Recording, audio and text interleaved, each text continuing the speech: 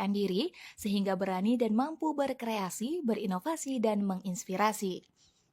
Hal tersebut disampaikan oleh Gubernur Aceh Nova Iriansyah dalam sambutannya saat membuka secara resmi Safari Pengabdian Pemuda atau SAPDA KNPI Aceh di Pantai Ketibung, tepi Danau Laut Tawar, Minggu 20 Desember 2020. Untuk membakar semangat para anggota KNPI Aceh, dalam sambutannya Gubernur juga menukilkan kisah sukses tokoh muda Islam di masa lampau yang meraih sukses di usia muda. Dalam sejarah Islam, kita mengenal kisah heroik Muhammad Al-Fatih yang sudah menjadi sultan di usia 12 tahun dan mampu menaklukkan Konstantinopel pada usia 21 tahun, kata Nova. Tidak hanya dalam sejarah Islam, sejarah bangsa Indonesia juga tak luput dari peran pemuda. Nova menegaskan pemerintah Aceh punya semangat untuk menciptakan pemuda-pemuda dengan SDM yang unggul.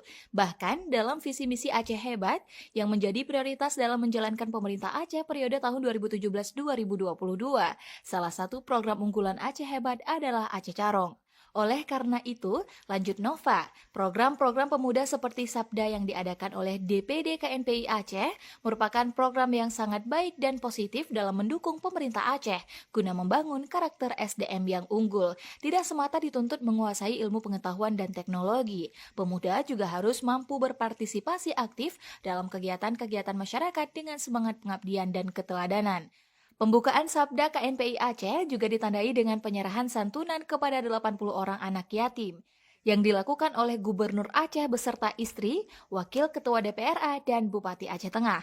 Sejumlah kegiatan bakti sosial akan dilakukan oleh KNPI pada kegiatan Sabda ini, di antaranya pembersihan tepi Danau Laut Tawar, penanaman pohon, dan penyerahan peralatan olahraga kepada sejumlah desa di kawasan tepi Danau